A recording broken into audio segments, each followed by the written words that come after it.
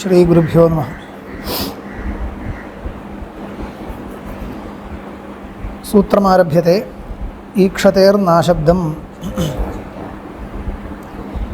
न सांख्यपरिकल्पितम् अचेतनं प्रधानं जगतः कारणं शक्यं वेदान्तेषु आश्रयितुं।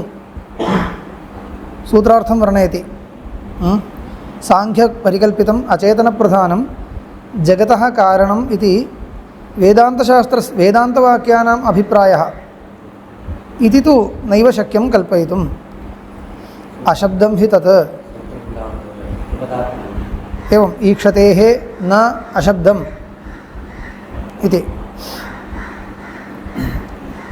अशब्दं हि तत् अत्र अशब्दत्वादिति हेतु तात्पर्यकं पदम् अशब्दम् इति पदम्।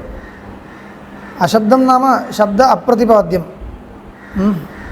वेदांत वाक्य घटक शब्द अप्रतिपाद्यम् इत्यर्थः।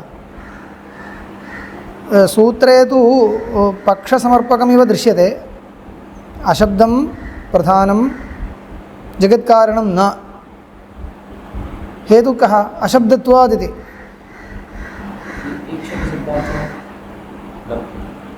ईक्षति शब्दार्थः ईक्षणात् ज्ञानम्।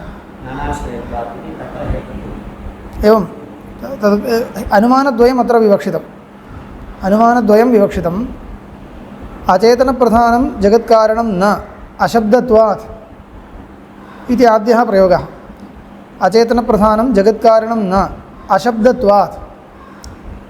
अशब्दत्वम् इति किं विवक्षितं? वेदान्तगतशब्द अप्रतिपाद्यत्वादिति। वेदान्तगतशब्द अप्रतिपाद्यत्वम् अशब्दत्वं।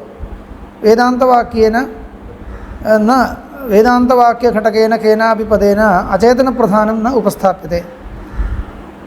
जगत्कारणप्रतिपादकेन वेदान्तवाक्येन तत्र खलु जगत्कारणत्वेन प्रतिपादनीयम्। अन्यत्रापि न प्रतिपाद्यते, परन्तु प्रकृते अनेन अधिकरणेन तावदेव इदानीं साधयितुम् इष्टं। जगत्कारणत्वं यत्र वेदान्तवाक्येषु यस्य प्रतिपाद्यते, जगत्कारणत्वप्रतिपादकानि यानि वेदान्तवाक्यानि, तैः वाक्यैः अचेतनप्रधानं जगत्कारणत्वेन न प्रतिपाद्यते इति। तर्हि प्रधानं जगत्कारणं न अशब्दत्वात् इति एकम् अनुमानम्। इतः परम् अशब्दत्वं साधनीयं। वेदान्तगतजगत्कारण वाचकशब्दप्रतिपाद्यं प्रधानं न। ईक्षणात्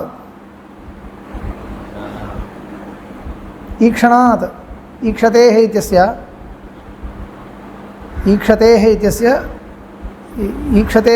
इति यद्यपि धातुनिर्देश इव भाति, परन्तु सः धात्वर्थनिर्देशः इति भाष्यकारैः उक्तम्। ईक्षतेः इति स्थिपौ धातुनिर्देश इत्यनेन ईक्षधातोः निर्देशः इति भाति, परन्तु ईक्षधातोः निर्देशः न अयं, तदर्थस्य निर्देशः। ईक्षणं सङ्कल्पः, स च चेतनस्य धर्मः, न तु अचेतनस्य इति लोके प्रसिद्धम्। वेदान्तवाक्येषु यत्र सृष्टिः प्रतिपाद्यते तत्र स्रष्टुः ईक्षणं नियमेन प्रतिपाद्यते। स्रष्टा, प्रपञ्चस्य स्रष्टा ईक्षणं कृत्वा सृजति इति सर्वत्र सृष्टिप्रकरणेषु प्रतिपादनं दृश्यते। ईक्षणं च सङ्कल्पविशेषः, स च चेतनस्यैव धर्मः इति लोके प्रसिद्धं। तस्मात् चेतन एव कश्चित् स्रष्टा भवितुमर्हति, जगत्कारणं भवितुमर्हति, न तु अचेतनम् इति सामान्यः अर्थः। तावानेव विषयः। तत् समर्थनीयं पुनः, परन्तु प्रतिज्ञा तु तावती एव। एवञ्च अनुमानद्वयम्।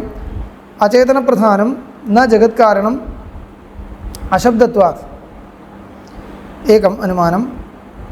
अनन्तरं वेदान्तवाक्यगतशब्दप्रतिपाद्यम् अचेतनप्रधानं न ईक्षणात्। ईक्षणं हेतुः कर्तव्यं चेत् तदनुसारेण पक्षः निर्देष्टव्यः खलु। ईक्षणं तु परमात्मनः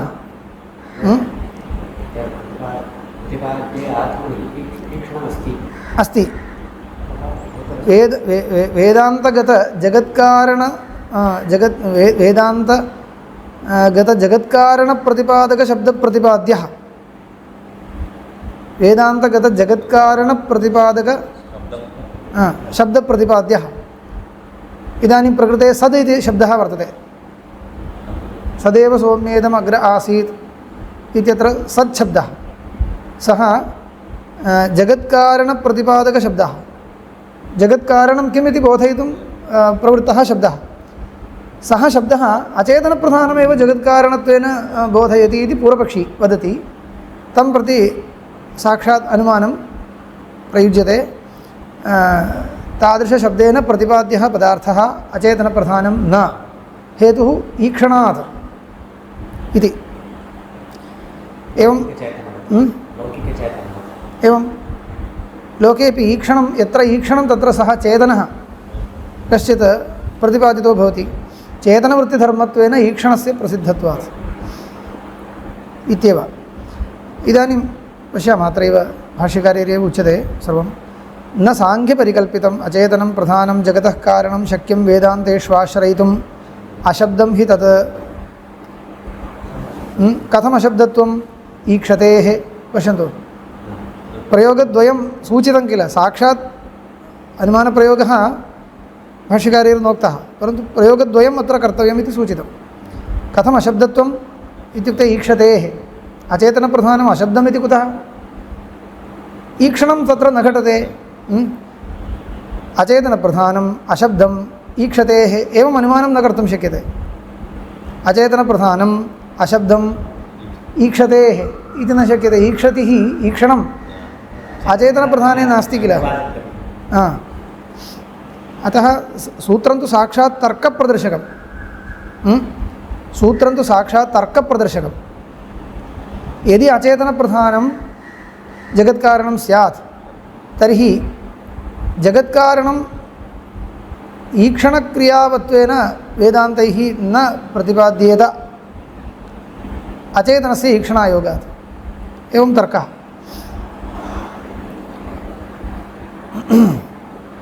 जगत्कारणीभूतं वस्तु ईक्षते इति ईक्षणक्रिया श्रयत्वेन प्रतिपाद्यते सर्वत्र इति अस्तु अग्रे पश्यामः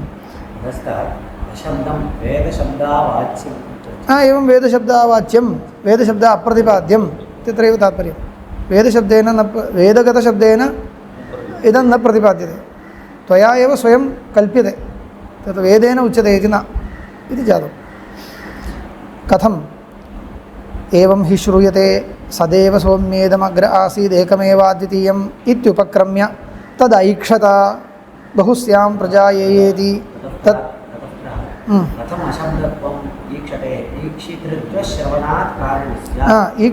ईक्षितृत्वश्रवणात् कारणस्य कारणी जगत्कारणस्य पदार्थस्य ईक्षितृत्वं सर्वत्र वेदान्तेषु श्रूयते तथा हि सदेव सौम्येदमग्र आसीदेकमेवाद्वितीयम् इत्युपक्रम्य तदैक्षत बहुस्यां प्रजायेति तत्तेजोसृजत इति सृष्टेः पूर्वम् ईक्षणं श्रूयते तदैक्षत इति तत्र इदं शब्दवाच्यं नामरूपव्याकृतं जगत् प्रागुत्पत्तेः सदात्मना अवधार्य तस्यैव प्रकृतस्य सच्छब्दवाच्यस्य ईक्षणपूर्वकं तेजः प्रभृते स्रष्टृत्वं दर्शयति एवं किल सदेव सौम्येदम् इत्यत्र इदं शब्दवाच्यं किं तत् इदं जगत् सृष्टेः पूर्वं नामरूप अव्याकृतं नामरूपव्याकरणात् पूर्वम् इदं सर्वं कथमासीत् सदेव इत्यनेन सच्छब्दवाच्येन पदार्थेन तादात्म्यापन्नम् इत्युक्तम् अव्याकृतनामरूपात्मकं सूक्ष्मरूपेण तदेव उच्यते इदं शब्दवाच्यं नामरूपव्याकृतम् इदानीं नामरूपव्याभ्यां व्याकृतं वर्तते तत् नामरूपव्याकृतं जगत् उत्पत्तेः प्रागुत्पत्तेः इत्युक्ते उत्पत्तेः प्राक् सदात्मना सत्तादात्म्येन अवधार्य सदेव इति अवधार्य तस्यैव सत्पदार्थस्य इत्युक्ते यत्तादात्म्यापन्नत्वेन इदं सर्वम् अवधारितं तत् सत् तस्यैव सत्पदार्थस्य प्रकृतस्य सच्छब्दवाच्यस्य ईक्षणपूर्वकं तेजप्रभृतेः स्रष्टृत्वं दर्शयति। पश्यन्तु, तदैक्षता इत्यस्ति, तच्छब्देन प्रकृतम् उच्यते। तत् किं तत् सत् सदेव इत्यत्र उक्तं उक्तः सत्पदार्थः तच्छब्देन परामर्श्यते, प्रकृतस्य परामर्शः अत्र क्रियते इति कृत्वा प्रकृतं सदेव सच्छब्दवाच्यं प्रस्तूय तस्य ईक्षणपूर्वकं तदा ईक्षता इत्युक्त्वा तेजप्रभृतेः स्रष्टृत्वं दर्शयति। तेज आदीनां स्रष्टा अयम् इति प्रदर्शयति। तथा अन्यत्र तेजप्रभृतीनाम् इति कुतः इति आकाशप्रभृतीनाम् इति खलु वक्तव्यम् इति सत्यं, परन्तु तत्र छान्दोग्ये क्रमः अविवक्षितः इति। आकाशं वायुञ्च सृष्ट्वा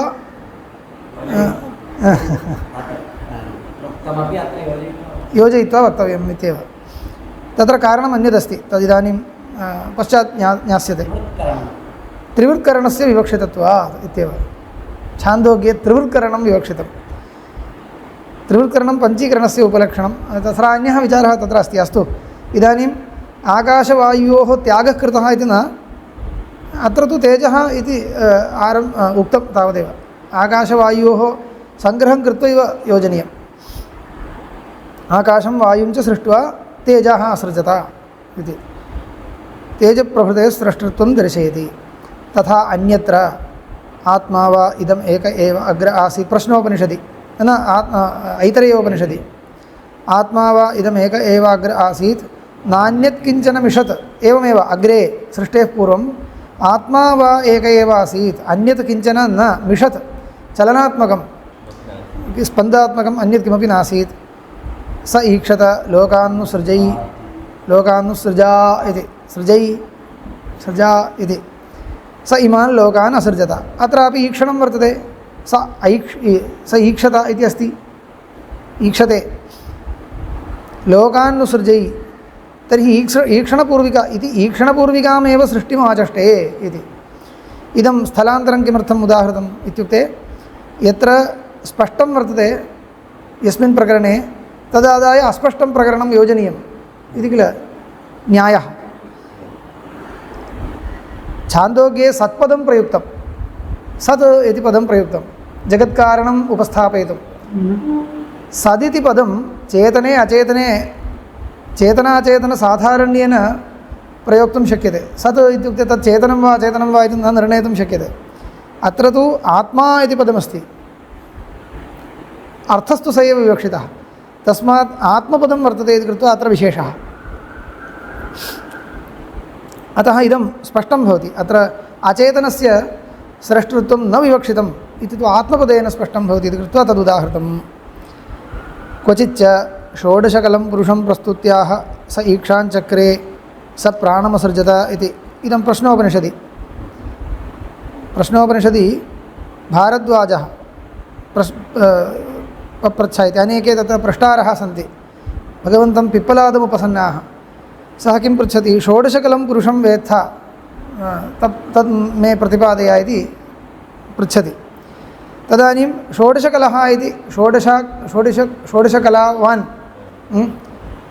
तत्र परमात्मा प्रश्नस्य विषयः। परमात्मानं पृच्छति, षोडशकलं पुरुषं मां बोधय इति सः पृच्छति।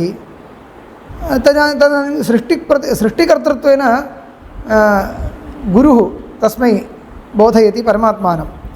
तत्र एवमेव अस्ति, षोडशकलं पुरुषं प्रस्तुत्य स ईक्षाञ्चक्रे स प्राणमसृजत इत्यादिना सृष्टिः उक्ता। एवञ्च सृष्टिप्रकरणे सर्वत्र ईक्षणं श्रूयते इति अयं विशेषः। अत्र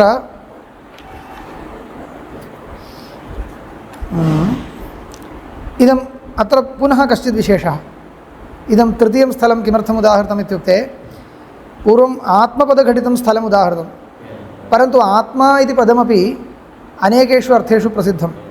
आत्मपदं चेतनेपि प्रसिद्धं, स्वरूपम् इत्यर्थे आत्मपदं प्रयोक्तुं शक्यते। घटस्य स्वरूपं इत्यत्र घटस्य आत्मा इति चेतनः इत्यर्थो नास्ति, स्वरूपम् इत्यर्थे प्रयुज्यते, देहे प्रयुज्यते। एवञ्च आत्मपदमपि कदाचित् निर्णायकं न स्यात् साङ्ख्यस्य इति कृत्वा अत्र कः विशेषः, अत्र पुरुषपदं वर्तते। यदा साङ्ख्यं प्रति उच्यते तस्य तु सः साङ्ख्यः कथं वेदार्थनिर्णयं करोति इत्युक्ते स्वकीयपरिभाषया स्वकीयपारिभाषिकशब्दम् आदाय सः वेदार्थनिर्णयं करोति, तत् सम्यक् इति न। परन्तु पुरुषपदं साङ्ख्यप्रक्रियायां चेतने रूढं, पुरुषे जीवात्मनि रूढं, चेतने रूढम्, अचेतने तु पुरुषपदं तैः नोच्यते। तर्हि तं प्रति यदा उच्यते तदानीं पुरुषपदघटितं स्थलं उपस्थापितं वर्तते इति एवं विशेषः वर्तते। अस्तु, एवञ्च सर्वत्र ईक्षणपूर्विका सृष्टिः श्रूयते। ईक्षतेरिति च धात्वर्थनिर्देशः अभिप्रेतः यजतेरितिवत्। अत्र षोडशकलः पुरुषः इति दत्तः ईश्वरस्य षोडशकलत्वं कथं सिद्ध्यति? ईश्वरस्य षोडशकलत्वम् आरोपमादाय सिद्ध्यति। तत्र किं प्रश्नोपनिषदि कथं योजितमिति पश्यतु भाष्ये। उपपादितं किल तत्र षोडशकलत्वं पश्यतु। तत्र किमस्ति, साक्षात् षोडशकलत्वं जीवस्य एव वक्तव्यम्, ऐक्यम् अभिप्रेत्य षोडशकलपुरुषः इति परमात्मा उपस्थाप्यते। पश्यामः, तत्र दृष्ट्वा वक्तव्यम्। ईक्षतेरिति च धात्वर्थनिर्देशः अभिप्रेतः यजतेरितिवत्।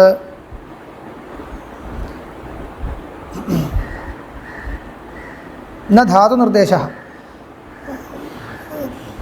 व्याकरणसूत्रेपि कुत्रचित् यद्यपि तैः धात्वर्थनिर्देशः इति उक्तं, परन्तु कुत्रचित्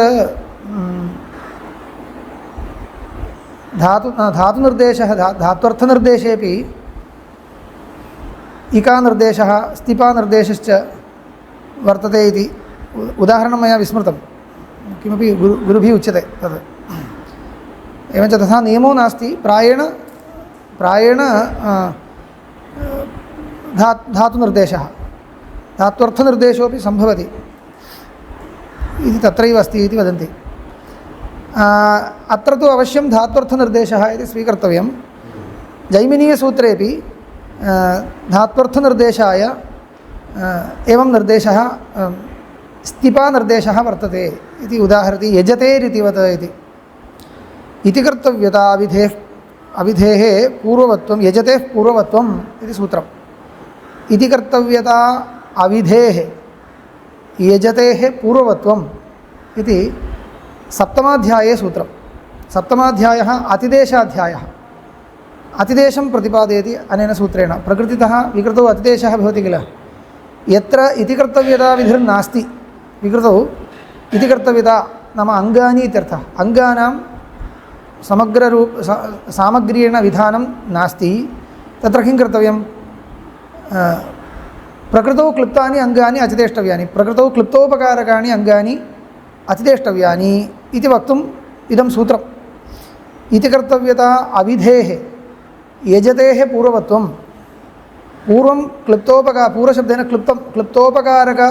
क्लिप्तोपकारकः यः यागः ततः अतिदेशः कर्तव्यः। एवञ्च यजतेः इत्यस्य यागस्य इत्यर्थः। क्लुप्तोपकारक अङ्गविशिष्टः यः यागः तस्य पूर्ववत्वं नाम ततः अङ्गानि अतिदिश्यन्ते, तत्पूर्वकः अयम् इत्युक्ते ततः अङ्गानि अतिदिश्यन्ते इति तात्पर्यम्। अस्तु, तत्र प्रकृते अपेक्षितांशस्तु यजतेः इत्युक्ते यागस्य इत्यर्थे यजतेः इति जैमिनेः प्रयोगः, तदत्र उक्तं यजतेरितिवत्। किमर्थं धातुनिर्देशे एव भवतु, ईक्षतेर्नाशब्दम्, ईक्षधातोः इत्येव श्रवणात् इति वक्तुं शक्यते खलु, तर्हि तदर्थः ग्रहीतुं शक्यते। ईक्षधातुना प्रतिपादनं ईक्षणस्यैव विषयस्तु लभ्यते, अपेक्षितंस्तु अर्थः लभ्यते, धातुनिर्देशः इति स्वीकारेपि लभ्यते किल इत्युक्ते तथा न। तेन यः सर्वज्ञः सर्ववित् यस्य ज्ञानमयं तपः तस्मादेतद्ब्रह्म नामरूपमन्नं च जायते इत्येवमादीन्यपि सर्वज्ञेश्वरकारणपराणि वाक्यान्युदाहर्तव्यानि इति। तत्र ईक्षधातुघटितवाक्यमेव उदाहर्तव्यमिति नास्ति, तदर्थकं पदान्तरं वर्तते चेदपि तत् प्रकृते उपयोक्तुं शक्यते, प्रकृतानुकूल्येन उपस्थापयितुं शक्यते। यः सर्वज्ञः सर्ववित् ज्ञानमयं तपः तस्मादेतद् ब्रह्म नामरूपमन्नं च जायते इति इदं वाक्यं मुण्डके सृष्टिप्रतिपादकमस्ति। भूतयोनिम् उक्त्वा तस्य स्रष्टृत्वं प्रतिपादयति अस्मिन् वाक्ये। अत्र कश्चित् पृच्छेत् अत्र ईक्षणपूर्विका सृष्टिर्नोक्ता इति। ईक्षधातुना ईक्षणं नोक्तं किल, अतः यदि धातुनिर्देशे एव विवक्षितः स्यात् अत्र सः धातुः न प्रयुक्तः, परन्तु अर्थस्तु प्रयुक्तः, अर्थस्तु प्रतिपादितः। कुत्र ज्ञानमयं तपः, ज्ञानमयं तपः इत्यनेन आलोचनात्मकं ज्ञानं सङ्कल्पः ईक्षणमेव। ज्ञानमयं तपः इत्यनेन ईक्षणमुक्तम्। एवञ्च ईक्षधातोरेव प्रयोगः अपेक्षते इति नास्ति, तदर्थः वर्तते चेदपि पर्याप्तम् इति अपेक्षते। एतदर्थं धात्वर्थनिर्देशः आवश्यकः, तस्मात् तथा उक्तम् इति। इत्येवमादीन्यपि किम्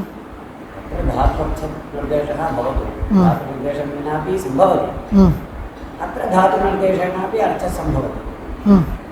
किमर्थं धातुनिर्देशः न कर्तव्यः इत्यत्र किञ्चित् विलिखनं। सूत्रकारः हेतुं किल प्रदर्शयति, हेतुं यदा प्रदर्शयति तर्हि व्यभिचारो भवति। द्वितीयम् अनुमानं पश्यतु, जगत्कारणप्रतिपादकशब्दप्रतिपाद्यं वेदान्तेषु जगत्कारण प्रतिपादकशब्दप्रतिपाद्यम् अचेतनप्रधानं न ईक्षतेः इति वक्तव्यं। तत्र ईक्षतेः इत्यस्य ईक्षधातोः इत्यर्थः स्यात् चेत् स्वरूपासिद्धिरपि भवति। ईक्षधातु प्रतिपादितार्थप्रतिपादकत्वात् इत्युक्ते धात्वर्थनिर्देशे एव तात्पर्यमिति आगतं। तावद्दूरं हेतुः वक्तव्यः स्यात्, स्वरूपासिद्धिरपि भवति। यत्र ईक्षधातुः नास्ति तत्र पुनः अचेतनप्रधानमेव उक्तम् इति पूर्वपक्षिणा शङ्क्येत, अतः अर्थः ग्राह्यः इत्येव। वाक्यानि उदाहर्तव्यानि। एतावता सिद्धान्तप्रतिज्ञा जाता। इदानीं पूर्वपक्षिणा पृष्टानां प्रश्नानां समाधानं तु वक्तव्यं। ननु उक्तं सत्त्वधर्मेण ज्ञानेन सर्वज्ञं प्रधानं भविष्यति इति। पूर्वपक्षिणा पृष्टं किल, ईक्षणं प्रधानस्य अचेतनप्रधानस्य न भवति इति कथं भवता उच्यते। भवता सिद्धवत्कृत्य परमात्मनः एव ईक्षितृत्वं युज्यते, अचेतनप्रधानस्य न युज्यते, अचेतनं खलु तत् इत्युक्तं। किं मया उक्तं सर्वं विस्मृतं वा इति सः पृच्छति। सर्वज्ञत्वम् अचेतनप्रधानस्य सम्भवति, तस्यैव सम्भवति इत्यपि उक्तं। तस्य परिहारो वक्तव्यः। तदुच्यते ननु उक्तं सत्त्वधर्मेण ज्ञानेन, सत्त्वगुणस्य धर्मः ज्ञानम् इति कृत्वा ज्ञानेन सर्वज्ञं प्रधानं भविष्यति इति तन्न उपपद्यते। खण्डनं न हि प्रधानावस्थायां गुणसाम्यात् सत्त्वधर्मो ज्ञानं सम्भवति। पुनः तस्य प्रक्रियां प्रति गन्तव्यं। तेन एवम् उक्तमासीत्, प्रधानावस्थायामपि मया अचेतनप्रधानस्य सर्वज्ञत्वम् उपपादयितुं शक्यते। भवता तु परमात्मनः सर्वज्ञत्वं वक्तव्यं चेत् प्रलयकाले न वक्तुं शक्यते। न हि ज्ञानं कुर्वदेव अस्ति ब्रह्म इत्यादिकम् उक्तं। तर्हि ज्ञानं कुर्वदेव ब्रह्म न वर्तते, तर्हि ज्ञानवत्वं कथं वक्तव्यं, ज्ञानशक्तिमत्वम् आदाय वक्तव्यं, सर्वज्ञानशक्तिमत्वम् आदाय वक्तव्यं। तच्च मया सम्यक् वक्तुं शक्यते, त्वया न शक्यते इत्युक्तं। कथम् इत्युक्ते अचेतनप्रधानं सकलवृत्तितादात्म्यापन्नं वर्तते ज्ञानशब्देन वृत्तयः उच्यन्ते अचेतनप्रधानस्य परिणामाः उच्यन्ते ते सर्वेपि परिणामाः तस्मिन् सूक्ष्मरूपेण वर्तन्ते प्रलयकालेपि किल तस्मात् प्रलयकालेपि सूक्ष्मरूपेण एतत् सर्वविषयकवृत्तयः सर्वविषयकवृत्तिमत्वं यद्यपि स्थूलरूपेण नास्ति तथापि सूक्ष्मरूपेण प्रलयदशायामपि वर्तते कुत्र अचेतनप्रधाने ब्रह्मणि अस्ति वा नास्ति इति तेन पृष्टम् अपि च अचेतनप्रधानं नित्यपरिणामस्वभावं तस्मात् सत्त्वस्य परिणामस्तु सजातीयपरिणामः प्रलयदशायामपि अस्ति तस्मात् प्रलयदशायामपि अचेतनप्रधानं सर्वज्ञम् इति मया सम्यक् उपपादयितुं शक्यते इति तेन पृष्टमासीत् तत्र भाष्यकारैः समाधानं खण्डनं क्रियते न हि प्रधानावस्थायां गुणसाम्यात् सत्त्वधर्मो ज्ञानं सम्भवति प्रधानावस्थायां त्रयाणां गुणानां साम्यं भोः तस्मात् सत्त्वगुणस्य कोऽपि विशेषो नास्ति सत्त्वगुणस्य धर्मः खलु ज्ञानम् इति वक्तव्यं सत्त्वगुणस्य कोऽपि विशेषो नास्ति इति कृत्वा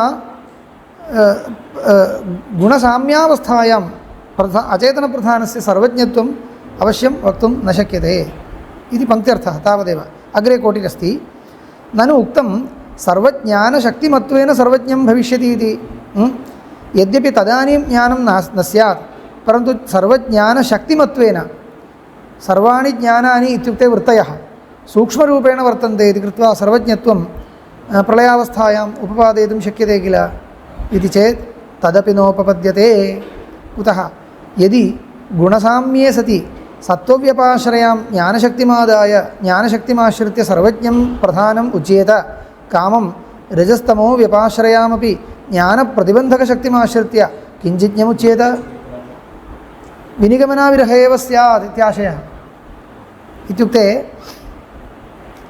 साम्यावस्था किल साम्यावस्थायां पूर्वोक्तरीत्या सत्त्वगुणस्य कोऽपि विशेषो नास्ति भवता एवं वक्तव्यम् अचेतनप्रधानं त्रिगुणात्मकं तत्र सत्त्वगुणोऽपि वर्तते अयं सत्त्वगुणो नाम कः पदार्थः इत्युक्ते इतः पर्यन्तम् उत्पन्नानां सर्वासां वृत्तीनां सूक्ष्मरूपम् इति सत्त्वगुणो नाम इतः पर्यन्तम् उत्पन्नानां सर्वासां वृत्तीनां सूक्ष्मरूपं तर्हि तदस्ति किल अतः सर्वज्ञम् इति मया वक्तुं शक्यते इति उच्यते चेत् तर्हि रजोगुणोऽपि तत्र अस्ति तमोगुणोऽपि तत्र अस्ति तत्र रजोगुणेन सत्त्वस्य किं सत्त्वगुणस्य प्रेरणं यदा क्रियते तदा वृत्तिपरिणामद्वारा ज्ञानं भवति इति वक्तव्यं परन्तु रजोगुणः इदानीं प्रेरयितुं न शक्नोति तमोगुणोऽप्यस्ति तमोगुणः यदा आवृणोति आवरणशक्तिः तमोगुणस्य प्रेरणशक्तिः रजोगुणस्य इति वक्तव्यं तर्हि तमोगुणस्तु ज्ञानस्य प्रतिबन्धकः आवरणशक्तिः किल सा तमोगुणः ज्ञानस्य प्रतिबन्धकः रजोगुणस्तु यद्यपि प्रेरकः परन्तु प्रेरकस्यापि इदानीं प्रतिबन्धकः तमोगुणः वर्तते एवञ्च अन्ततो गत्वा किं जातं रजोगुणः तमोगुणः इति एतद्वयं ज्ञानप्रतिबन्धकशक्तिः तदपि तत्र अस्ति साम्यावस्थायां तर्हि तमोगुणस्य यद् आवरणं तदिदानीं रजोगुणेन जेतुं न शक्यते इत्यपि वक्तुं शक्यते तथा च एकस्तु ज्ञानस्य सूक्ष्मरूपं ज्ञानशक्तिः सत्त्वगुणः ज्ञानप्रतिबन्धकशक्तिः रजस्तमो गुणौ इति तर्हि ज्ञानशक्तिर्वर्तते इति कृत्वा सर्वज्ञम् अचेतनप्रधानम् इति भवान् यदि वक्तुम् आरभते तर्हि अहं ज्ञानप्रतिबन्धकशक्तिमादाय अचेतनप्रधानम् मूढम् इति वक्तुं शक्नोमि तर्हि विनिगमनाविरहे एव भविष्यति अतः एतत्तु त्वया निरूपयितुं न शक्यते साम्यावस्थायां सर्वं समं कस्यापि प्राबल्यदौर्बल्यभावो नास्ति इति कृत्वा वर्तते इत्येतावन्मात्रेण प्रयोजनं नास्ति इति भाष्यार्थः यदि गुणसाम्ये सति सत्त्वव्यपाश्रयां ज्ञानशक्तिम् आश्रित्य सर्वज्ञं प्रधानम् उच्येत त्वया साङ्ख्येन गुणसाम्ये सति गुणानां समत्वं कस्यापि प्राबल्यदौर्बल्यभावो नास्ति अस्याम् अवस्थायां केवलं सत्त्वव्यपाश्रयां ज्ञानशक्तिमाश्रित्य सत्त्वव्यपाश्रया इत्युक्ते सत्त्वाश्रिता ज्ञानशक्तिः ताम् आश्रित्य प्रधानं सर्वज्ञम् इति उच्येत कामं रजस्तमो व्यपाश्रयामपि ज्ञानप्रतिबन्धकशक्तिमाश्रित्य किञ्चिज्ञम् उच्येत कामम् इत्युक्ते एवमपि उच्येत यथेष्टम् इति अर्थे कामम् उच्येत तदपि उच्यताम् आपादनं रजस्तमो व्यपाश्रयामपि प्रतिबन्धकशक्तिमाश्रित्य किञ्चिज्ञम् इति उच्येत इति शक्तिरेव प्रधानं शक्तिप्रधानं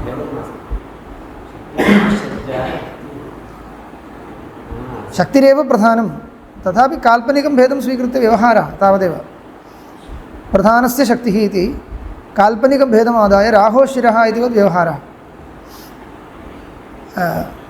मायायाः शक्तिद्वयम् इत्युच्यते किल शक्तिशक्तिमतोः काल्पनिकभेदः अस्ति अत्यन्त ऐक्यमिति न काल्पनिकभेदः अस्ति तदादाय व्यवहारः अपि च न असाक्षिका सत्त्ववृत्तिर्जानाति न अभिधीयते इति अयं मुख्यः अंशः अपि च लोके अपि च एतत्तु जातम् इदानीं त्वया सर्वज्ञत्वम् अचेतनप्रधानस्य उपपादयितुं शक्यते इति यत् उक्तं तत् त्वया न शक्यते इति तु तस्य पक्षे दोषः उक्तः इतः परं युक्त्यन्तरं वेदस्तु ईक्षणं श्रावयति ईक्षणं नाम ज्ञानविशेषः ज्ञानविशेषः कस्य सम्भवति इत्युक्ते लोके जानातेः प्रयोगः कुत्र वर्तते अचेतने तु नास्ति चेतने एव जानातेः प्रयोगः कुतः इत्युक्ते साङ्ख्यमतेपि असाक्षिका सत्त्ववृत्तिः जानातिना न अभिधीयते सत्त्ववृत्तिः अन्तःकरणवृत्तिः खलु ज्ञानं भवता किमुक्तं सर्वाः अन्तःकरणवृत्तयः सूक्ष्मरूपेण प्रलयावस्थायाम् अचेतनप्रधाने वर्तन्ते इत्युक्तं किं भो केवलम् अन्तःकरणवृत्तिमात्रं ज्ञानं भवति वा न भवति केवलम् अन्तःकरणवृत्तिमात्रं न ज्ञानं किन्तु पुरुषप्रतिबिम्बसहिता अन्तःकरणवृत्तिः इति त्वया वक्तव्यं त्वयापि एवमेव वक्तव्यं स्वप्रकाशः पुरुषः आत्मा तत् प्रतिबिम्बः वृत्तौ जायते तादृशप्रतिबिम्बसहिता वृत्तिः ज्ञानम् इत्येव वक्तव्यं न तु केवला वृत्तिः मया तु तत्र साक्षी इत्युच्यते तावदेव त्वया पुरुषः इत्युच्यतां मया साक्षी इत्युच्यते पदार्थस्तु एक एव तर्हि असाक्षिका अन्तःकरणवृत्तिः असाक्षिका साक्षिप्रतिबिम्बशून्या साक्षिप्रतिबिम्बशून्या केवलं सत्त्ववृत्तिः अन्तःकरणवृत्तिः ज्ञानम् इति नोच्यते केनापि नोच्यते त्वयापि नोच्यते मयापि नोच्यते अपि च न असाक्षिका सत्त्ववृत्तिः जानाति न अभिधीयते तर्हि साक्षिप्रतिबिम्बसहिता इति वक्तव्यम् आत्मप्रतिबिम्बसहिता अन्तःकरणवृत्तिरेव ज्ञानम् इति वक्तव्यं न च अचेतनस्य प्रधानस्य साक्षित्वमस्ति साक्षी नाम कः पदार्थः अचेतनप्रधानं वा न तस्य साक्षित्वं नास्ति तस्मात् अनुपपन्नं प्रधानस्य सर्वज्ञत्वं केवलस्य प्रधानस्य सर्वज्ञत्वम् अनुपपन्नं कुतः साक्षिप्रतिबिम्बः मयापि उच्यते इत्युक्ते तर्हि साक्षिप्रतिबिम्बः वक्तव्यः प्रलयावस्थायां वक्तुं शक्यते वा न शक्यते सत्त्ववृत्तिः विषयागारा सत्त्ववृत्तिः अपेक्षते तत्र प्रतिबन्धशून्या सत्त्ववृत्तिरपेक्षते तत् प्रलयावस्थायां नास्ति इत्युक्ते केवलम् अचेतनप्रधानमात्रमादाय ज्ञानं निरूपयितुम् आवयोः द्वयोरपि प्रक्रियायां न शक्यते इति कृत्वा केवलम् अचेतनप्रधानं सर्वज्ञम् इति पुरुषसम्बन्धं विना तस्य सर्वज्ञत्वं वक्तुं न शक्यते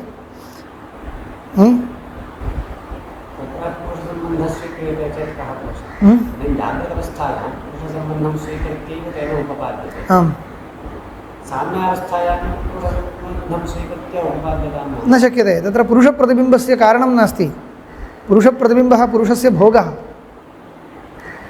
तत् प्रलयावस्थायां नास्ति अपि च सर्वविषयकत्वं ज्ञानस्य नास्ति केवलं वृत्तिमात्रमादाय न वक्तुं शक्यते तावदेव पुरुषप्रतिबिम्बोऽपि अपेक्षते इत्यत्रैव तात्पर्यं पुरुषप्रतिबिम्ब तर्हि किं जातं ज्ञाधात्वर्थः उभाभ्याम् इदानीं निरूपणीयः ईक्षति ईक्षते इत्युक्ते जानाति इत्यर्थः ज्ञाधात्वर्थः कः केवलं वृत्तिर्वा नास्ति केवलं चैतन्यमपि न केवलं चैतन्यं जन्यज्ञानं न भवति एवञ्च वृत्तेरपि अपेक्षा अस्ति चैतन्यस्यापि अपेक्षा अस्ति केवलं वृत्तिमादाय चेत् तदपि मुख्यं न भवति वृत्तिमादाय सर्वज्ञत्वं न मुख्यं केवलं चैतन्यमादाय अपि सर्वज्ञत्वं न मुख्यम् एवञ्च इदं तु अङ्गीकर्तव्यं प्रथमतः अचेतनप्रधानम् ईक्षते इत्युक्तेपि अन्तःकरणं पश्यति इतिवत् जातम् अन्तःकरणं पश्यति मनः पश्यति व्यवहारस्तु अस्ति मुख्यव्यवहारो वा न केवलं मनः पश्यति वा नास्ति तर्हि केवलं सत्पदार्थः अत्र अचेतनप्रधानं स्यात् तर्हि तदैक्षता इत्यत्र वाक्यार्थः कः भवति अचेतनप्रधानम् ऐक्षता अचेतनप्रधानं जानाति ऐक्षता इति वाक्यार्थो वक्तव्यः तर्हि मनः पश्यति इतिवत् जातम् अन्तःकरणं जानाति इति योजनीयं तर्हि तत्र अयं मुख्यव्यवहारो नास्ति इत्यागतं मम रीत्या तर्हि मुख्यव्यवहारो वा मम रीत्यापि न मम रीत्या तु सत्पदार्थः ज्ञानस्वरूपः ज्ञानस्वरूपस्य ज्ञानवत्वं नास्ति ज्ञानवत्वं नास्ति इति कृत्वा ममापि अयं मुख्यप्रयोगो न स्यात् इति उभयोः तौल्यमागतं प्रथमतः अनन्तरं मम पक्षे कः विशेषः इति अग्रे वक्तव्यं तस्य पक्षे कोऽपि विशेषो नास्ति इदानीम् उभयत्र विनिगमनाविरहः अनीतः इदानीं तावदेव इतः परं स्वमते विनिगमकं वक्तव्यं तदानीं तस्य निराकरणं भविष्यति साङ्ख्यमतस्य निराकरणं भविष्यति एवं विचारक्रमः न च अचेतनस्य प्रधानस्य साक्षित्वमस्ति तस्माद् अनुपपन्नं प्रधानस्य सर्वज्ञत्वं योगिनां तु चेतनत्वात् सत्त्वोत्कर्षनिमित्तं सर्वज्ञत्वम् उपपन्नम् इत्यनुदाहरणं योगिनः सन्ति खलु तत्र सत्त्वोत्कर्षवशात् चेतनाः इत्युक्तं पूर्वपक्षिणा भोः योगिनः केवलम् अचेतनस्वपदार्थाः वा तत् चैतन्यसम्बन्धः वर्तते केवलम् अन्तःकरणं सत्त्वगुणविशिष्टमिति कृत्वा ते न योगिनः सत्त्वगुणविशिष्टस्य अन्तःकरणस्य ये परिणामाः तत्र आत्मचैतन्यप्रतिबिम्बो वर्तते इति कृत्वा योगिनाश्चेतनाः खलु तस्मात् केवलम् अचेतनम् एकम् आदाय सर्वज्ञत्वं मास्तु ज्ञानवत्वव्यवहारः लोके अस्ति वा मुख्यव्यवहारस्तु नास्ति तदेव उच्यते योगिनां तु चेतनत्वात् सत्त्वोत्कर्षनिमित्तं सर्वज्ञत्वम् उपपन्नम् इत्युक्ते तेषाम् अन्तःकरणे सत्त्वगुणस्य उत्कर्षः यदि जातः तर्हि ज्ञानाकारा वृत्तिर्जायते तत्र चैतन्यप्रतिबिम्बो भवति इति कृत्वा ते सर्वज्ञाः सर्वविषयकवृत्तिः जायते तत्र चैतन्यप्रतिबिम्बे सति ते सर्वज्ञाः इति व्यवहारो भवति तावदेव न शक्यते साम्यावस्थायां न शक्यते नास्ति अथ पुनः साक्षिनिमित्तम् ईक्षितृत्वं प्रधानस्य कल्प्येत इतः परं पश्यतु अस्तु भोः साक्षिसम्बन्धः नापेक्षते इति अहं न वदामि साक्षिसम्बन्धमादाय अचेतनप्रधानस्यैव सर्वज्ञत्वम् उच्यताम् अथ पुनः साक्षिनिमित्तम् ईक्षितृत्वं प्रधानस्य कल्प्येत यथा अग्निनिमित्तम् अयपिण्डादिर्दद्धृत्वम् अग्निनिमित्तम् अयपिण्डादिर्दद्धृत्वं तथा सति अहं पृच्छामि यन्निमित्तम् ईक्षितृत्वं प्रधानस्य तदेव सर्वज्ञं मुख्यं ब्रह्मजगतः कारणमिति युक्तम् इति यन्निमित्तं तद्धेतोरेव तद्धेतुत्वे इति न्यायः यत् साक्षिसम्बन्धम् अनादाय अचेतनप्रधानस्य सर्वज्ञत्वं वक्तुं न शक्यते इति उक्तं तर्हि यन्निमित्तं साक्षिनिमित्तं साक्षिसम्बन्धनिमित्तं साक्षिसम्बन्धः प्रतिबिम्बितत्वमेव साक्षिसम्बन्धनिमित्तं साक्षिसम्बन्धनिमित्तीकृत्यैव प्रधानस्य सर्वज्ञत्वं वक्तव्यं चेत् तस्य साक्षिणः एव सर्वज्ञत्वं भवतु चेतनस्यैव सर्वज्ञत्वं भवतु तथा सति यन्निमित्तम् ईक्षितृत्वं प्रधानस्य तदेव सर्वज्ञं मुख्यं ब्रह्म जगतः कारणम् इति युक्तम् इति। अत्र अयं न्यायः विपरीतरीत्या अस्माभिरपि अस्माकमुपरि अपि तेन प्रष्टुं शक्यते किल। केवलस्य साक्षिणः प्रधाननिमित्तमेव साक्षिणः अपि ईक्षितृत्वं इदानीं तुल्यमेव इदानीमपि पक्षद्वयं तौल्येनैव तिष्ठति। प्रधानसम्बन्धं विना साक्षिणः ईक्षितृत्वं नास्ति। कुतः ईक्षणरूपत्वात् तत् ज्ञानरूपत्वात्।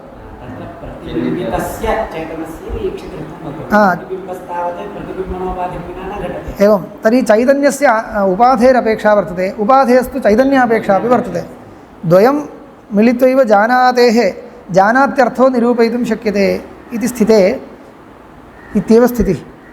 तथापि मुख्यम् ईक्षितृत्वं कस्य इति पुनः विचारः।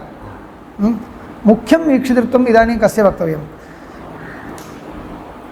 तत् साक्षिणः एव वक्तव्यं। वक्ष्यते भाष्यकार्यैरेव उच्यते। किं वक्ष्यते इत्युक्ते पश्यतु, यस्य स्वरूपं सर्वावभासनक्षमं वर्तते तस्यैव ईक्षितृत्वं कल्पनीयम्। इदानीम् ईक्षितृत्वं नाम ईक्षणाश्रयत्वं, ज्ञानाश्रयत्वं, सर्वविषयकज्ञानवत्वं। सर्वविषयकज्ञानवत्वं आत्मनः अपि परमात्मनः अपि कल्पनया एव वक्तव्यम्, अचेतनस्यापि कल्पनया एव वक्तव्यम् इति स्थिते कुत्र कल्पनं युक्ततरम् इत्येव विचारणीयं। तत् कथं विचारणीयम् इति चेत् भाष्यकारः वक्ष्यति, साक्षात् वक्ष्यति इति न, तथा न्यायः लभ्यते। किं भवति? प्रातिपदिकार्थः प्रत्ययार्थः द्वयं स्वीक्रियतां। जानाति इत्यत्र धात्वर्थः, प्रातिपदिकार्थो न, धात्वर्थः वर्तते ज्ञानं, प्रत्ययार्थः आश्रयत्वम् इति स्वीकुर्मः। तदेव कर्तृत्वं नाम अनुकूलकृतिमत्वं नास्ति, आश्रयत्वं तत्र आख्यातार्थः इति यदा स्वीक्रियते तत्र अचेतनप्रधाने योजयतु। अचेतनप्रधानं ज्ञानवत् इति कुतः उच्यते? कृतिमत्वमादाय ज्ञाधात्वर्थे अंशद्वयं प्रविष्टं, चैतन्यं कृतिश्च। एवं केवलवृत्तिर्वा? केवलवृत्तिः ज्ञाधात्वर्थो वा? जातं चैतन्यप्रतिबिम्बविशिष्टा वृत्तिः ज्ञाधात्वर्थः। फलानुकूलव्यापारः इति वक्तव्यं, फलावच्छिन्नव्यापारः इति वक्तव्यं धात्वर्थः। फलं चैतन्यं, व्यापारः वृत्तिः। एवञ्च चैतन्यप्रतिबिम्बविशिष्टा चैतन्यप्रतिबिम्बोपहिता वृत्तिः धात्वर्थः, आश्रयत्वं प्रत्ययार्थः इति वक्तव्यम्। इदानीं तस्य साङ्केतिकभाषया निरूपयामश्चेत् इत्थमेव वक्तव्यम्। अयमेव न्यायः अत्र इति विवरणकारैः उक्तं शारीरकन्यायनिर्णये। इदमेव किं भवति अत्र ज्ञाधात्वर्थे यः ज्ञाधात्वर्थः ज्ञानं खलु, तच्च मुख्यं ज्ञानं किं? ज्ञाधात्वर्थांशे ज्ञाधात्वर्थे अंशद्वयं प्रविष्टं, फलत्वेन चैतन्यं प्रविष्टं, व्यापारत्वेन वृत्तिप्रविष्टा। अनयोर्मध्ये मुख्यं ज्ञानं किं? चैतन्यं खलु। वस्तुतः ज्ञानपदार्थः। ज्ञानमित्यनेन सर्वप्रकाशनक्षमं वस्तु उच्यते। वस्तुप्रकाशनम् अन्यप्रकाशनक्षमं किल पदार्थः ज्ञानशब्देन उच्यते। तद् मुख्यं ज्ञानं किं? स्वप्रकाशं वस्तु चैतन्यं किल। तर्हि तत् चैतन्यं धात्वर्थः। आश्रयत्वं प्रत्ययार्थः। तत्र वृत्तेराश्रयः अचेतनप्रधानं भवति इति कृत्वा अचेतनप्रधानं सर्वज्ञम् इति वक्तव्यम्। अचेतनप्रधानस्य सर्वज्ञत्वं यदि वक्तव्यं तर्हि चैतन्याभिव्यञ्जकवृत्त्याश्रयत्वात् वक्तव्यम्। चैतन्य अभिव्यञ्जकवृत्त्याश्रयत्वात्, न तु चैतन्याश्रयत्वात्। परमात्मनः सर्वज्ञत्वं यदि वक्तव्यं तर्हि आश्रयत्वाद् वक्तव्यं चैतन्य आश्रयत्वाद् वक्तव्यं चैतन्य आश्रयत्वं तस्य न वर्तते चैतन्यरूपत्वात् तस्य चैतन्यरूपत्वमेव वर्तते तर्हि चैतन्यरूपे तस्मिन् चैतन्याश्रयत्वं कल्पनीयं वस्तुतः चैतन्यरूपे तस्मिन् चैतन्याश्रयत्वं कल्पनीयं तद्वरं वा अथवा अमुख्यज्ञानं वृत्तिः तदाश्रयत्वम् अचेतनप्रधाने वर्तते इति कृत्वा अचेतनप्रधानस्य सर्वज्ञत्वव्यवहारः उचितो वा इत्येव विवादः तदानीं द्वितीयं मास्तु प्रथममेव युक्तम् इति विवरणकारैरुक्तं यतः वृत्तिः ज्ञानपदेन यदा स्वीक्रियते तर्हि तदा आश्रयत्वम् अचेतनप्रधाने मुख्यं वक्तुं शक्यते आश्रयत्वं मुख्यं वर्तते परन्तु ज्ञानपदार्थस्तु अचेतनप्रधानस्य स्वरूपं न आश्रयत्वं तत्र मुख्यं वर्तते ब्रह्मणः ग्रहणे तत्र आश्रयत्वं कल्पनीयं परन्तु ज्ञानस्वरूपं तस्य मुख्यं वर्तते पश्यन्तु ज्ञानम् इति पदेन उच्यमानं मुख्यः ज्ञानपदार्थः स्वप्रकाशपदार्थः तस्य स्वरूपं भवति आश्रयत्वं कल्पनीयम् अचेतनप्रधानस्य ग्रहणे आश्रयत्वं तस्य मुख्यमस्ति कुतः वृत्तिमादाय वृत्ति आश्रयः सः भवति परन्तु ज्ञानं तस्य स्वरूपमेव न एवञ्च आचेतनप्रधानस्य ग्रहणे आश्रयत्वांशे कल्पना नास्ति परन्तु ज्ञानपदार्थ एव कल्पनीयः परमात्मन ग्रहणे ज्ञानपदार्थस्तु तस्य स्वरूपम् आश्रयत्वमात्रं कल्पनीयं तर्हि आश्रयत्वं तत्र प्रत्ययार्थः खलु प्रत्ययार्थस्य प्राधान्यं वा प्रकृत्यर्थस्य प्राधान्यं वा इत्युक्ते कारकरूपप्रत्ययार्थ अत्र प्रकृत्यर्थस्य प्राधान्यं इत्यादाय प्रकृत्यर्थः ज्ञानं यस्य मुख्यमस्ति यस्य स्वरूपमेव वर्तते तत्र आश्रयत्वमात्रं परिकल्प्य वेदान्तवाक्यार्थो योजनीयो वा अथवा आश्रयत्वम् अचेतनप्रधानस्य वृत्त्यात्मकज्ञानम् आदाय तद् आश्रयत्वम् अचेतनप्रधानस्य मुख्यं वर्तते इति कृत्वा ज्ञानस्वरूपमेव तस्य नाम चैतन्य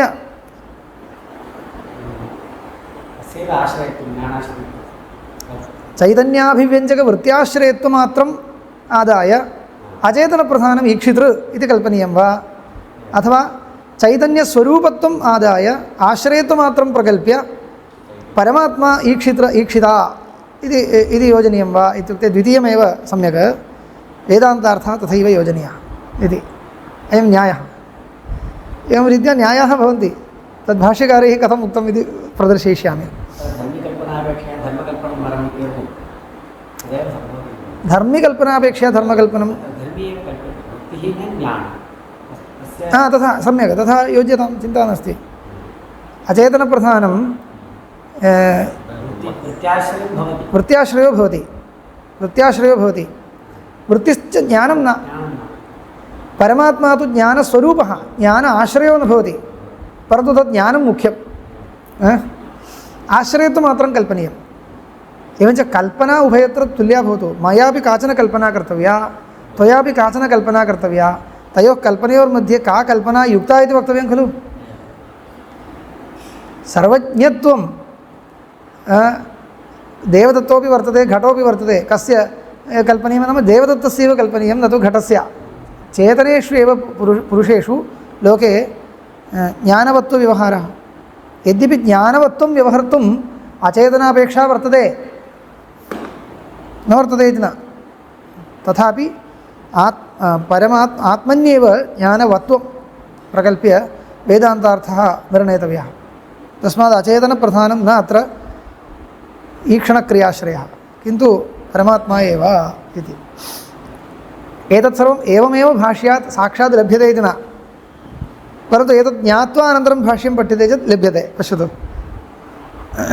यत् पुनरुक्तं ब्रह्मणोऽपि न मुख्यं सर्वज्ञत्वम् उपपद्यते नित्यज्ञानक्रियत्वे ज्ञानक्रियां प्रति स्वातन्त्र्याभावादिति अत्रोच्यते ब्रह्मणोऽपि मुख्यं सर्वज्ञत्वं नास्ति किल कुतः ज्ञानस्वरूपत्वात् यदि ब्रह्म नित्यज्ञानक्रियं नित्यं ज्ञानक्रियां कुर्वदस्ति ब्रह्म तर्हि ज्ञानक्रियां प्रति तस्य स्वातन्त्र्यं न स्यात् इत्यादिकम् उक्तम् अत्रोच्यते इदं तावत् भवान् प्रष्टव्यः कथं नित्यज्ञानक्रियत्वे सर्वज्ञत्वहानिः इति तत्र किञ्चित् विशदीक्रियताम् इति भवतः सकाशे किञ्चित् पृच्छामि, किञ्चित् विशदीक्रियतां। नित्यज्ञानक्रियत्वे सति ब्रह्मणः सर्वज्ञत्वहानि कथम् इति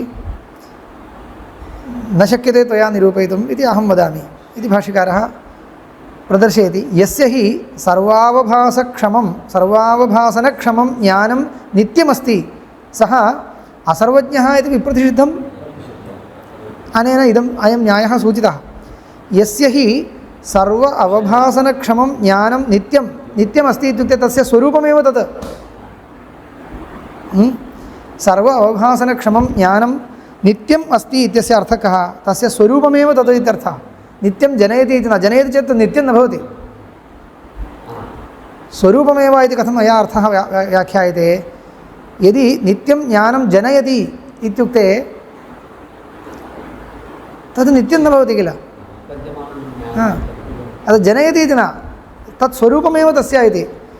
यस्य हि सर्व अवभासनक्षमं ज्ञानं नित्यमस्ति इत्युक्ते स्वरूपमेव भवति, न तु जन्यं।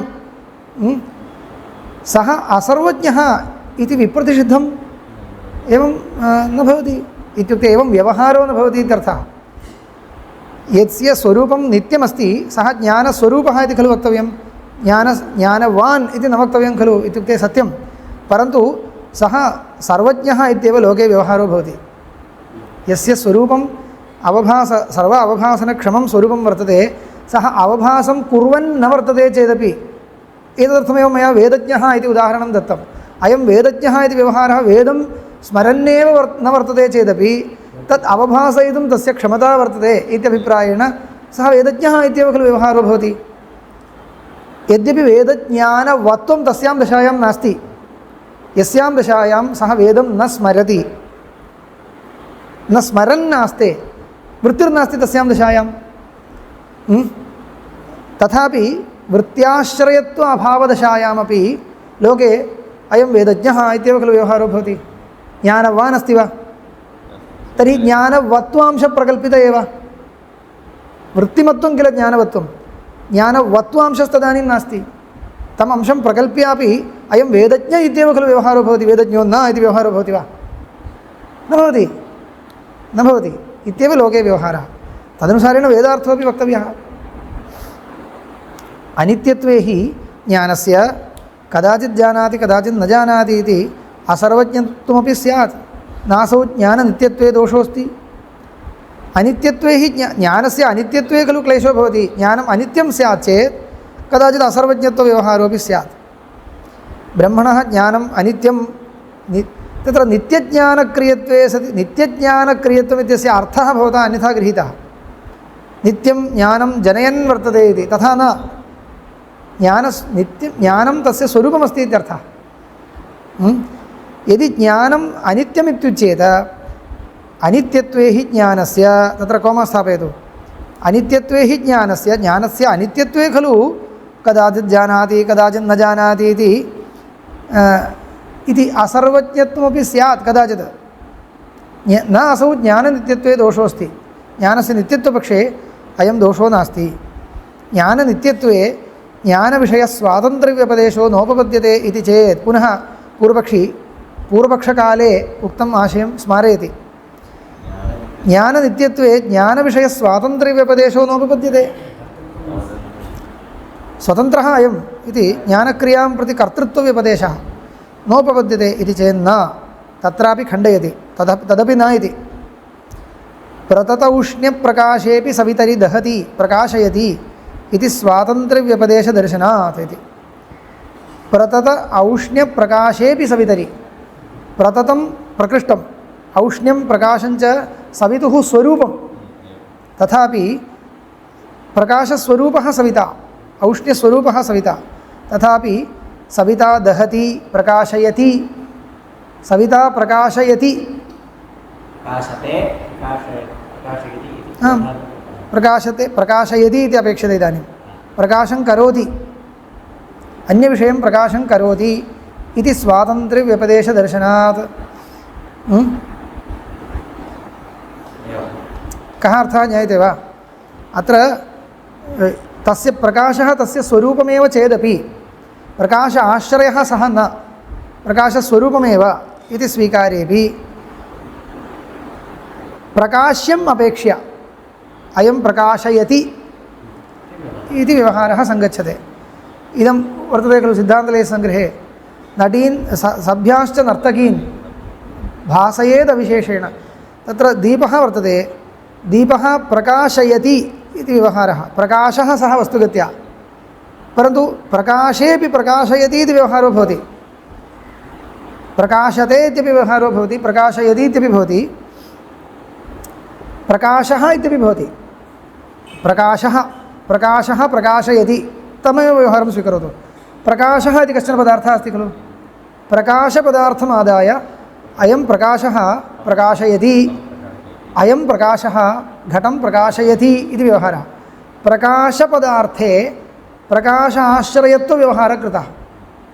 कुतः अयं व्यवहारः स्वारसिकः लोके अस्ति, कुतः प्रकाश्यम् अपेक्ष्य अयं प्रकाशः अत्र वर्तते इति कृत्वा वस्तुगत्या अयं प्रकाशो वर्तते इति वक्तव्ये अयं प्रकाशः इमं प्रकाशयति, प्रकाश्यं किञ्चित् अस्ति इति कृत्वा तद्विषयकप्रकाशवान् अयं वस्तुगत्या प्रकाशः अस्ति। प्रकाशाश्रयत्व व्यवहारः क्रियते कुत्र? प्रकाशात्मके पदार्थे, प्रकाशे। दीपस्य यः प्रकाशः, मया दीपः इति तत्र पदार्थः, दीपपदार्थः त्यज्यतां।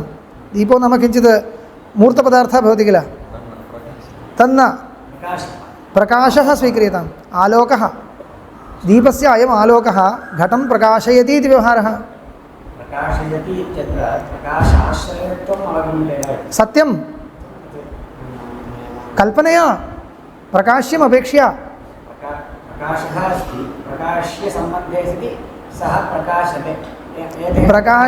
प्रकाश्यसम्बन्धमादाय प्रकाशात्मकेऽपि वस्तुनि प्रकाशवत्वव्यवहारः लोके दृष्टः, तावदेव।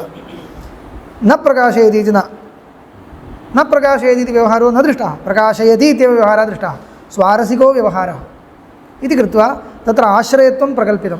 यद्यपि आश्रयत्वं प्रकल्पितं, परन्तु आश्रयत्वप्रकल्पनयापि मुख्यव्यवहारः अयं स्वारसिकव्यवहारो दृष्टः। तर्हि स्वारसिकव्यवहारम् आदाय वाक्यार्थयोजनसम्भवे अस्वारसिकं व्यवहारम् आदाय वाक्यार्थयोजनं न युक्तम्। अचेतने तु न दृष्टम्, अचेतनपदार्थे अपि अन्य तत्र मुख्यव्यवहारो न दृष्टः। अत्र तु आश्रयत्वं प्रकल्प्यापि मुख्यव्यवहारो दृष्टः लोके, तदेव उच्यते। प्रततौष्ण्यप्रकाशेऽपि सवितरि दहति प्रकाशयति इति स्वातन्त्र्यव्यपदेशदर्शनात्। ननु सवितुर्दाह्यप्रकाश्यसंयोगे सति दहति प्रकाशयति इति व्यपदेशः स्यात्। इदमेव उक्तं, दाह्यं प्रकाश्यञ्च अपेक्ष्य खलु तथा व्यवहारः। ब्रह्मणस्तु प्रागुत्पत्तेः ज्ञानकर्मसंयोगे असत्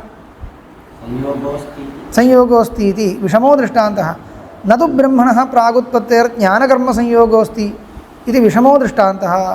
उपरि प्रश्नः, उत्पत्तेः पूर्वं प्रकाश्यं किमपि नास्ति खलु, ज्ञानस्य कर्म नास्ति। समयः बहु गतः। ज्ञानस्य कर्म नास्ति, कथं व्यवहारः उपपादयितुं शक्यते? विषयो नास्ति। प्रकाश्यम् अपेक्ष्य इति वक्तव्यम्, अत्र प्रकाश्यं नास्ति। उत्पत्तेः पूर्वम् ईक्षणम् अकरोत् इत्युच्यते। ईक्षणमिति सकर्मकक्रिया, ईक्षणीयं किमपि नास्ति तत्र, तद्वक्तुम् आगच्छति। सूक्ष्मरूपेण अस्ति इति वक्तव्यम्। अस्तु, समापयामः। ओम सम्मानः।